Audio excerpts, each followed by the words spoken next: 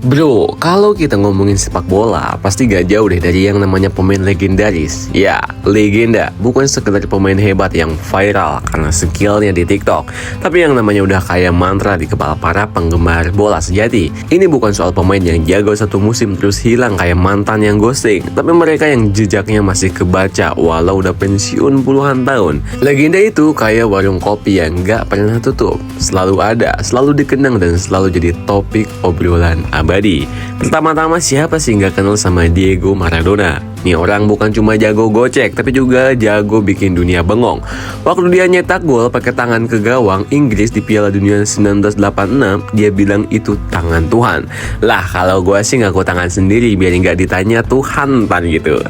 Tapi serius, Maradona itu bukan sekedar kontroversi, dia juga magis. Gol solorannya dari tengah lapangan lawan Inggris di laga yang sama, itu sih kayak lo lagi main FIFA di mode beginner. Gila banget. Lah minggu 3 kali aja gak nyampe 50 gol setahun anjir. Itu pun kalau dihitung gol bunuh diri lawan gitu. Pele itu bukan cuma striker, makanya susah ngelepasin dia dari sejarah. Terus ada lagi nih Zinedine Zidane, maestro dari Prancis. Gayanya main tuh kayak nari balet sambil bawa granat. Elegan tapi berbahaya.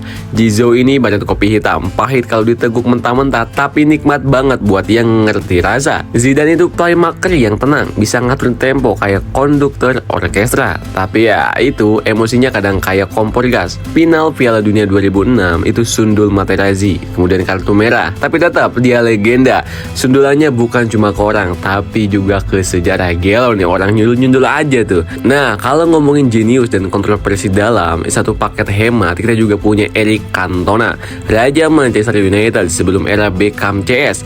Gaya mainnya angkuh tapi efektif, gaya ngomongnya puitis tapi absurd. Yang paling legendaris tentu waktu dia kungfu ke supporter Crystal Palace yang ngatain dia. Gak bisa dibenarkan sih, tapi jujur itu momen paling Cantona banget. Orang normal marah pakai kata-kata Cantona, langsung dijurus Shaolin bejir. Bergeser ke era yang lebih modern nih, ada Ronaldinho, si pesulap dari Brazil. Nih orang main bola kayak lagi pesta samba bro.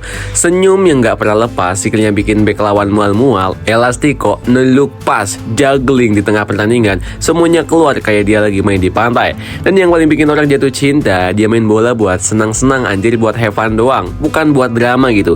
Ronaldinho itu bukti kalau sepak bola itu bukan cuma soal taktik, tapi juga soal rasa, anjay. Tapi tentu kita nggak bisa ngelewatin dua nama yang sudah kayak matahari dan bulan dalam dunia sepak bola, Lionel Messi dan Cristiano Ronaldo. Dua kutub beda gaya, tapi sama-sama bikin sejarah.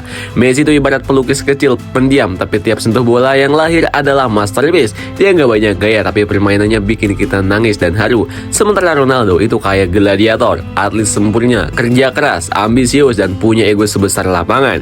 Tapi dia ngasih kita momen-momen luar biasa yang gak bisa dibantah. Siapa yang bisa lupa hat-trick lawan Atletico atau roket ke gawang Porto dari 40 meter tuh.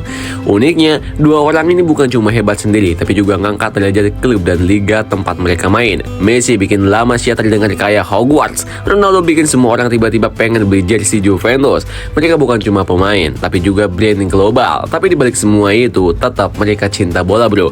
Dan mungkin itulah alasan kenapa mereka bertahan di level tertinggi selama lebih dari 15 tahun. Gak ada legenda instan bro, semua harus lewat proses, darah, keringat, dan tentu saja cinta sejati sama si kulit bundar. Ngomongin legenda, jangan lupa juga sama George Best, si playboy dari Irlandia Utara. Kata dia, I spend a lot of money on boats, birds, and fast cars. The rest I just squandered. Hidupnya chaos, tapi skillnya luar biasa. Kalau aja media sosial udah ada zaman dia, pasti viral tiap minggu, entah karena skill atau skandal.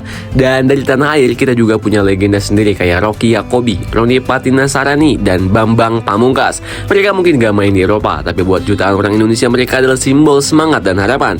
Bambang misalnya bukan cuma striker haus gol, tapi juga panutan, konsisten, loyal, dan cinta Persija sampai akhir.